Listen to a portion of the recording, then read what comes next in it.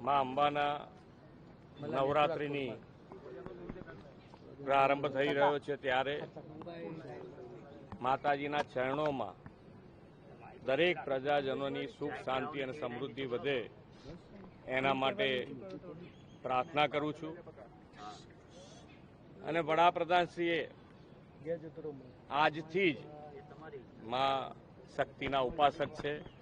અને શક્તિના ઉપાસકની સાથે સાથે નવરાત્રના પહેલા જ દિવસથી બચત માટે, લોકોની બચત માટે, લોકોના પૈસા કેવી રીતે બચે એના માટે નેક્સ્ટ જનરેશન જીએસટી રિફોર્મ્સ કર્યું છે. એટલે બચત અવસર તરીકે આજથી શરૂ થાય છે આપણા ત્યાં આગળ કે દરેક જણને, દરેક વેપારી પોતે આ જીએસટીનો લાભ છે ગ્રાહક સુધી મોકલે એના માટેનો પણ આગ્રહ કર્યો છે. અને બીજું કે ભાઈ આપણે જે પ્રમાણેની સમયની માંગ છે એમાં માનનીય વડાપ્રધાનશ્રીએ આત્મનિર્ભર એટલે કે